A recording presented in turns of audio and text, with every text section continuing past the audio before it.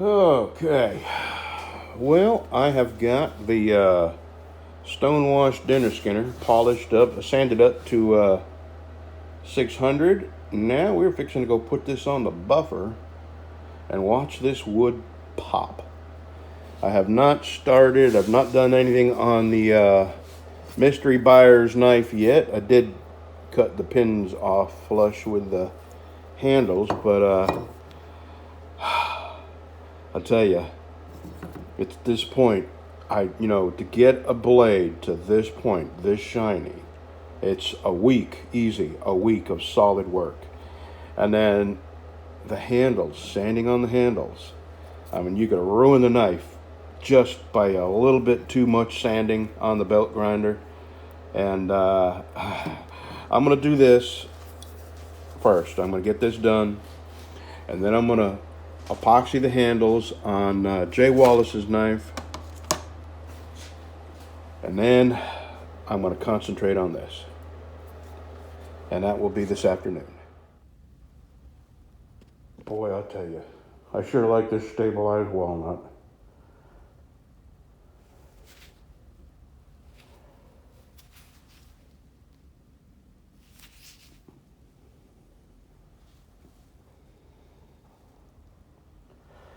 But I'm afraid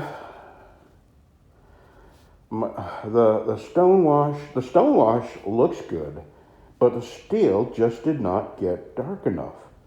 I'm totally baffled. I did it twice. And the thing is, if you do it too much, it actually eats the steel. So you're limited how long you can leave it in the acid. And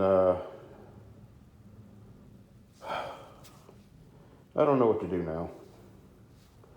The knife is a gorgeous knife, but the person who ordered the knife ordered it stonewashed, and it's not dark like all my other stonewashed ones. And it's not my acid, because I put another piece of metal in that acid just to be sure that it wasn't acid, and that piece of steel darkened up. So it's just this piece of steel that probably has a slightly different, I'm not going to, I don't want to use the word chemical makeup, but they blend, to get 1084, they blend, carbon steel with other steel, and I believe there's even some nickel in there. And, it could be a slight variation in how the steel was made. I don't know. But let me get this tape off, and I'll have a look at the whole blade and decide what I'm going to do. And I'll go from there. Well, it made it darker, but it totally washed out the stone washed look. I mean, if you catch it just right in the light. But it just defeats the stone wash look. Well, I just sent him a text telling him that if he's happy with this, I'll proceed with the sheath. And if he tells me that he's not, I'll make a sheath and sell this. But I got more steel, some new steel came in, and I'll cut a piece off of that and see if it doesn't darken more. I know it's not my acid, because nothing with the acid has changed.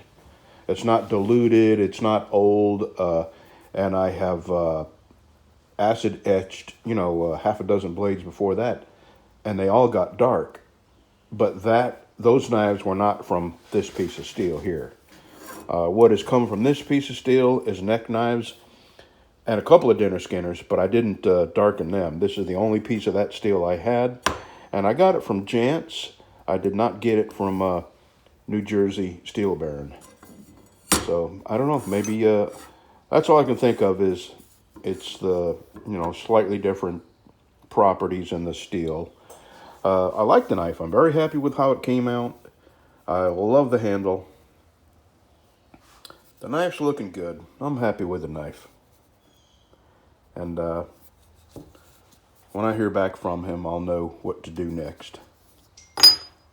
Oh, he just answered me. So see you in a minute. All right, he's happy with it. So I'm going to continue on. I'm going to get mystery buyer's knife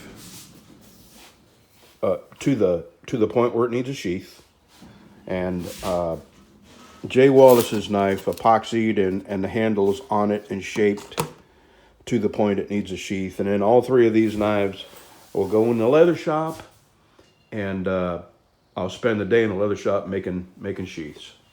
So there we go. Okay, I'm gonna start sanding on this. I don't know if I showed you this or not. This is gonna be a lot of work, but I'm ready for it.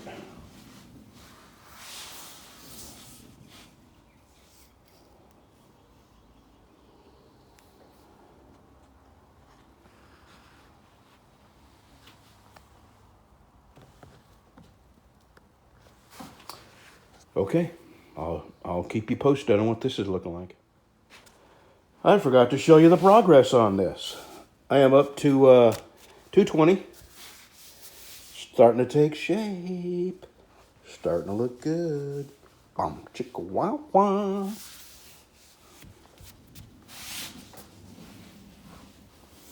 Yep.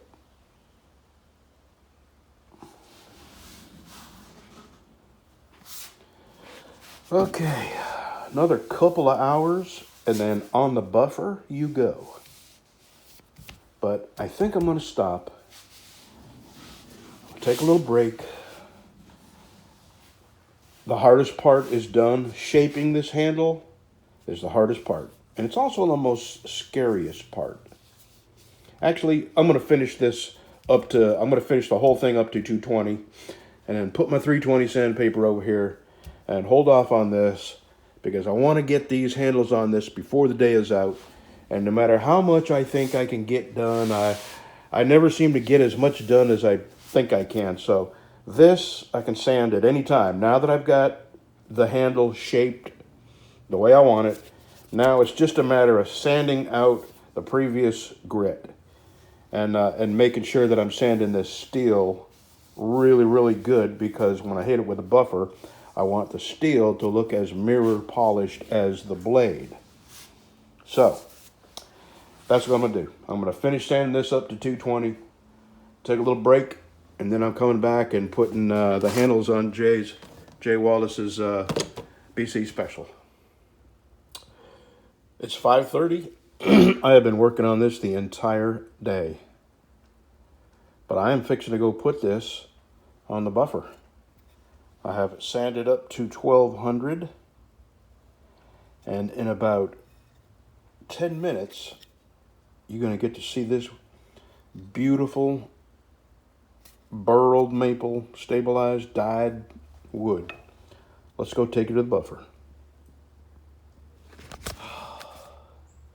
I have never been more proud of a knife in my life.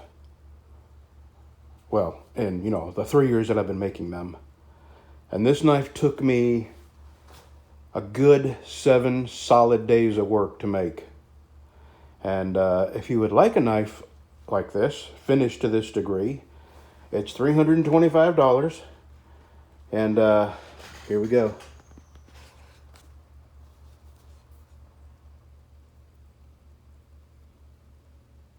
And the sheath will be equally as spectacular.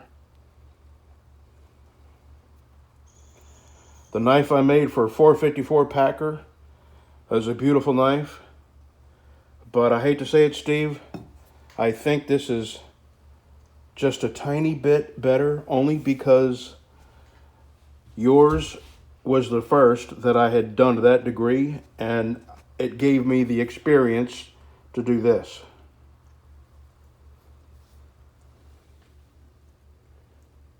I'm very proud of that.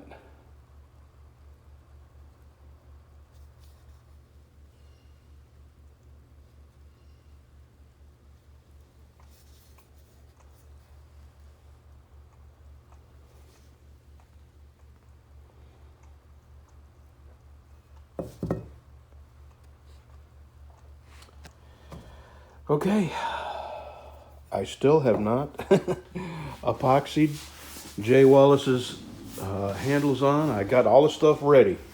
I'll fix to do that now. Let me show you the nose of this, just so you know how beautiful this wood's going to be. Get my light on. And that's what your knife will look like, Jay. So here we go. I'm fixing to do that. And by then it'll be about 6 o'clock. And that will be, that's almost like working a full-time job. Good heavens, I can't do that anymore. Okay, one more shot of Texas Rumble. The second one I've made. 454 Packer got the first one. This is the second one. And I have like 3 more pieces of the wood that I bought just for the Texas Rumbles.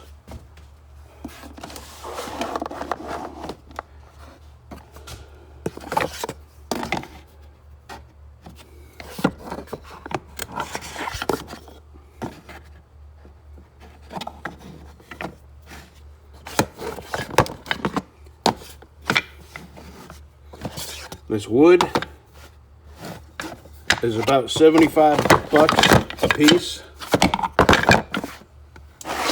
In between the wood, the pins, and the steel,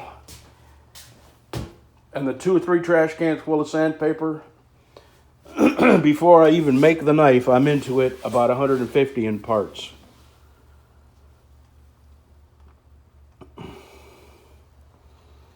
I can't stop looking at it. Man. Okay. Let me get the handles on Jay's knife and call it a day. We will see you tomorrow.